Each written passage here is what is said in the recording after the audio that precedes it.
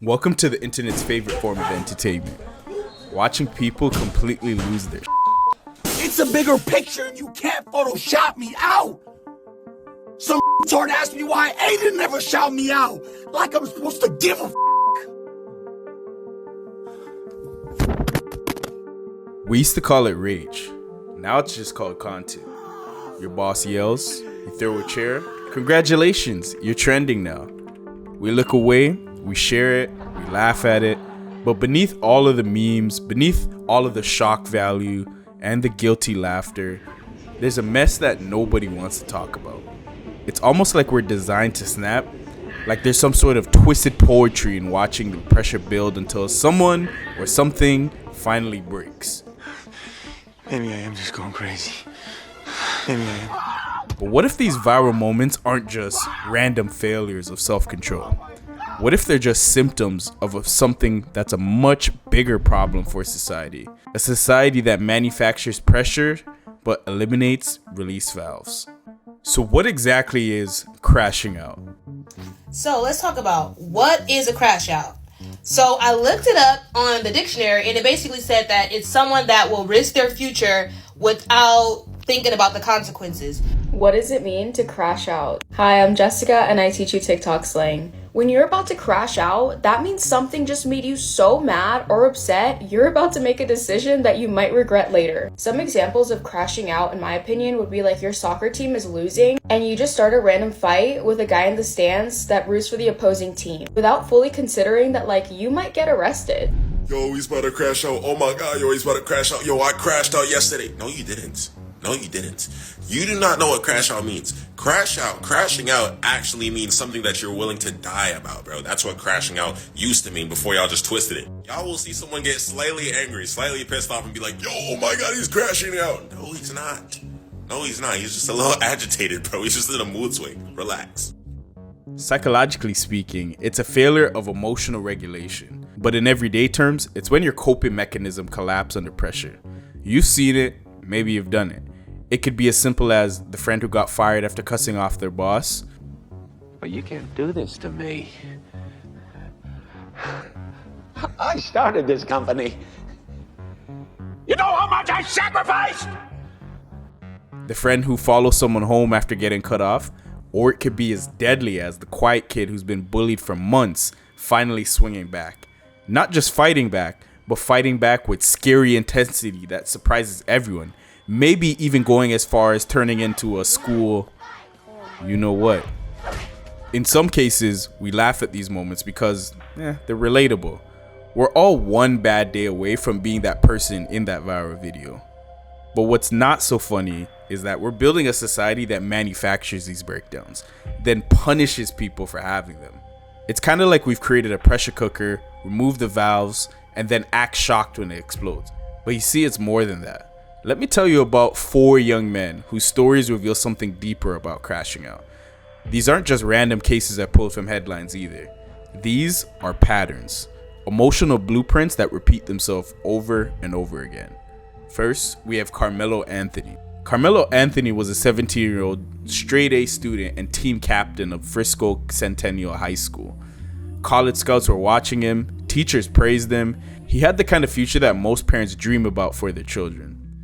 But on April 2nd, 2025, during a track meet, everything Let's get changed. to the news now. A high school track meet ends in tragedy with one student dead and another under arrest. This happened at Kirkendall Stadium during the UIL District 11 5A Championship. Frisco police confirmed with us 17-year-old Carmelo Anthony is charged with for stabbing 16-year-old Austin Metcalf. Now, earlier today, we have spoken with some family members of Metcalf. They say it was a student here at Memorial High School. He was also a football player and a member of the track and field team. Now, I want to pull some video up for you. This is what it looked like once we got to the scene a little bit earlier today. Police say itself happened around 10 this morning during the UIL District 11 5A Championship. This was held at the David Kirkendall Stadium.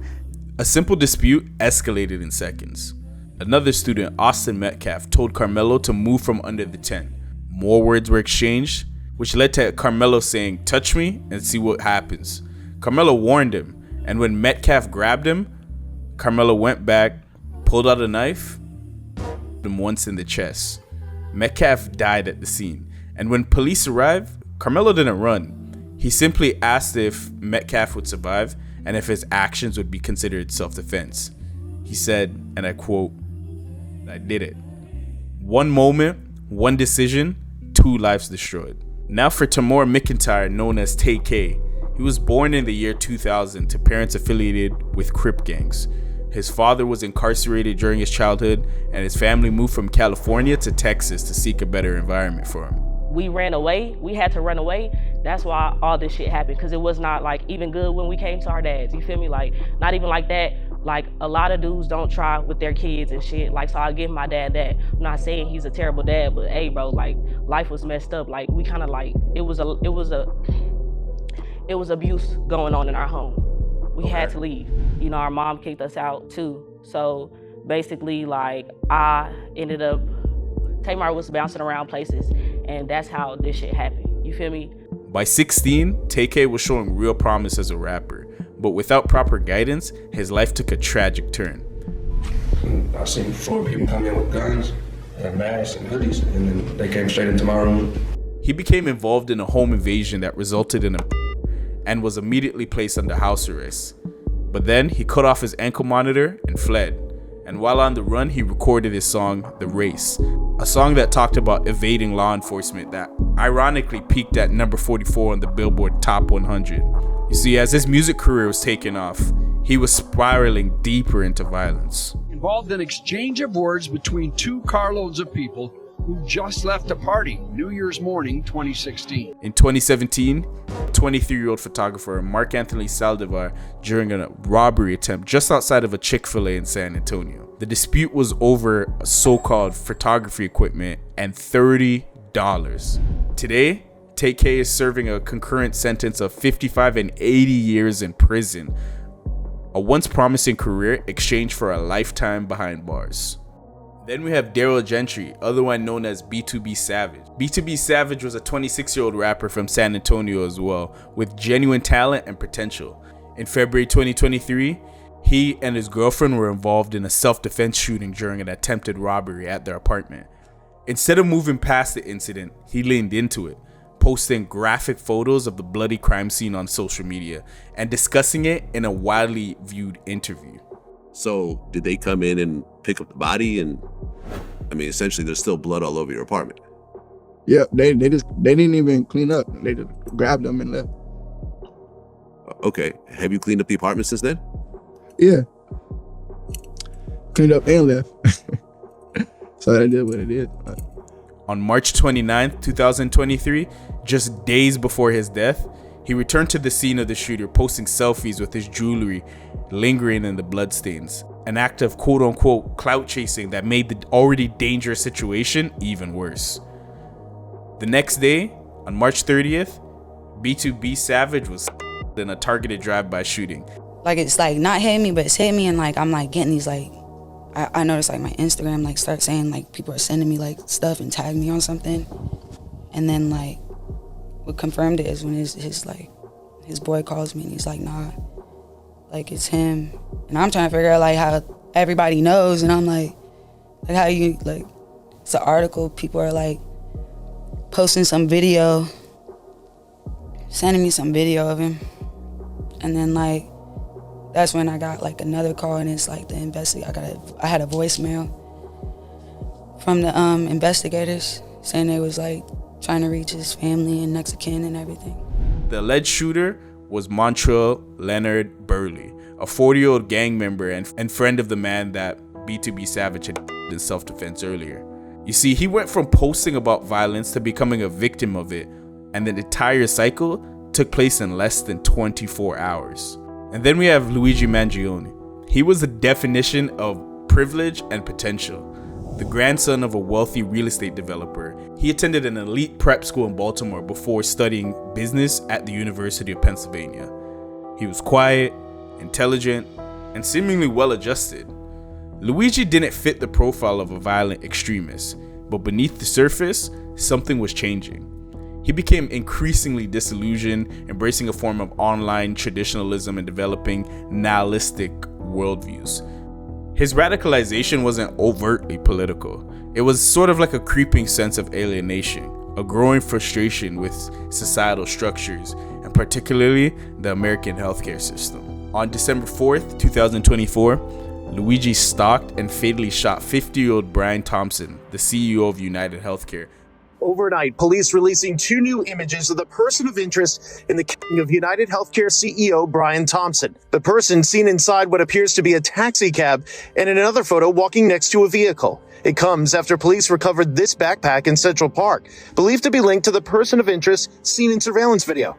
2 senior law enforcement officials say no gun was found. What was found, a jacket and Monopoly money. The shell casings at the scene were inscribed with the words "delay, deny, depose," a symbolic message about his perceived injustices in the healthcare system. A brilliant mind that could have created change through legitimate challenge, instead chose violence as his voice. You see, these weren't random moments. These weren't just bad people making bad choices. These were systems failing through individual bodies. Each person followed a specific pattern. 1, they had a ton of emotional pressure with no way to release it. 2, social contexts that rewarded aggressions. 3, an absence of intervention at critical moments. And 4, a trigger event that seems small in hindsight. You see, crashing out isn't just a decision, it's a reaction. So what's really happening here? Why do we keep seeing these stories play out over and over and over again? If we don't take that attitude of wanting to learn from them, then we lose a golden opportunity to learn how to solve what I think is arguably the most serious public health problem our society, in fact, our species faces. I mean, if you think about it, the human propensity to commit just unlimited degrees of violence is the most direct threat to the continued survival of our species.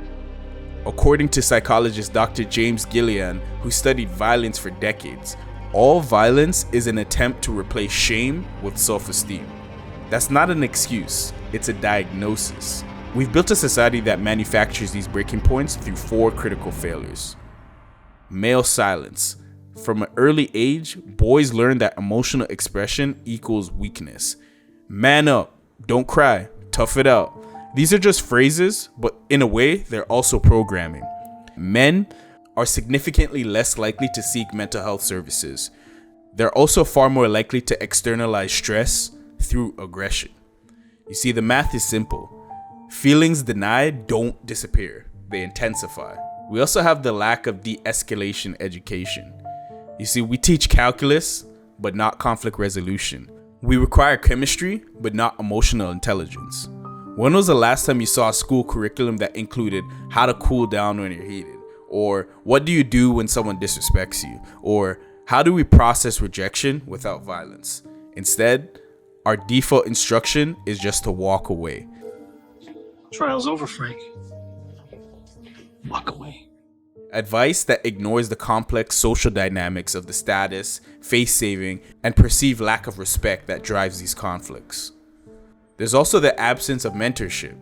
Traditional pathways to maturity have collapsed. Extended families are scattered, community elders are segregated in retirement communities, and religious institutions have declining influence. The result? Young men are left to navigate the most volatile years of their lives without guides who've walked the path before them. And then we also have the reward for aggression in online culture. Our digital ecosystem has created a perceived incentive structure where emotional explosions equal engagement. People love seeing people beat someone's ass or get their lick back. And the algorithm just doesn't distinguish between positive attention and negative attention. All it measures is clicks, comments, shares, and saves. And to be honest, nothing drives engagement like conflict. The psychological concept of emotional contagion is the key here. Studies have shown that witnessing aggression, even digitally, primes us for similar responses in the future. We're literally programming ourselves to react more intensely and more quickly. This is basically the pressure cooker effect. And when you put these four factors together, what do you get? A society that teaches emotional suppression, provides no tools for de-escalation, removes guidance systems, and rewards explosive behavior. The psychological research is clear. Chronic emotional suppression doesn't eliminate feelings, it amplifies them and reduces cognitive control. Anger is the only thing they left me. Anger is my refuge, it's my shield. Anger is my birthright. Yeah! Basically, the more you bottle things up, the bigger the eventual explosion becomes. And this isn't just about toxic masculinity or the youth gone wild. It's about the way this system is designed. We've built emotional infrastructure that maximizes the pressure while minimizing the ways we relieve it. Instead of looking at the broad picture, we keep punishing when people crash out, but we never fix the situation that led to that. You see, you're not above this either. Ever said something you couldn't unsay? Ever leaned into violence, anger, self-hate? You see, I know I have, but we like to think that there's some sort of clear line between those people in the viral videos and between us. Between Carmelo and his knife and our momentary rage, between Luigi's radicalization and our growing cynicism, between B2B Savage's fatal choices and our smaller impulses. But that line is thinner than we would like to admit. The truth is, crashing out exists on a spectrum. For every person who explodes outward in violence, many more people implode. And that could lead to things such as self-deletion. Maybe your version of crashing out looks like drinking yourself to sleep for a couple weeks after a rejection. Maybe it's that silent treatment that lasts 3 days longer than it should, or bed rotting. Maybe it's just self-sabotage that comes right when things are going well for you. Maybe it's that pressure to quit, leave, or burn it all down when the pressure gets too much. Psychologist Dr. Brené Brown talks about how shame drives disconnection. And when we can't process emotions in a healthier way, we either attack others or we attack ourselves. So yes, there are factors that make some people more vulnerable. Race matters, gender matters, class matters, access to resource matters. But the stakes are far higher for some than others. A wealthy person's crash out also might have its safety nets, but a poor person, it doesn't. The difference between you and the person in that viral video just might be context, resource, and luck. It might just be that someone intervened at the right moment. You see, I'm not saying this to scare you. I'm saying this because recognition is the first step toward change. And if we can't see ourselves in these stories, even a little bit, we can start to build different systems. We can start to recognize our own pressure points before they become breaking points. The line between controlled emotion and emotional collapse isn't fixed. It shifts with stress, sleep, support, and 100 other factors that we rarely talk about. No one is immune. No one is above this. To defeat the darkness out there, you must defeat the darkness inside yourself. And that shared vulnerability might be exactly what we need to start fixing the system. So let's go back to Carmelo for a moment. The day of the seemed like any other school day. A track meet, students from different schools, normal teenager stuff. But when Carmelo said those words, "touch me and see what happens," he was standing at the edge of a cliff he didn't even know was there. No one saw it coming, not his teachers who praised his academic performances, not his coaches who valued his leadership, not his friends who knew him as level-headed. One dispute over a sitting space, one physical contact, one fatal reaction. But was it really just one moment? Or was it 1,000 moments before? Moments where emotions were built up, suppressed, and conflict resolution skills weren't taught. You see, pressure built up within him and had nowhere to go.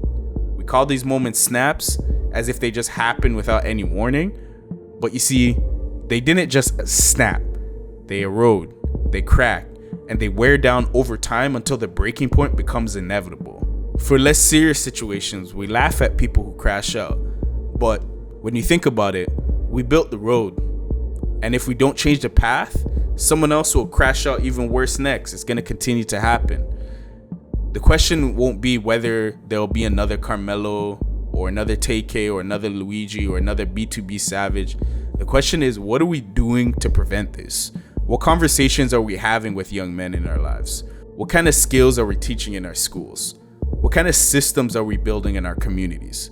Because emotional infrastructure isn't just optional, it's essential. And every time we ignore it, someone pays the price.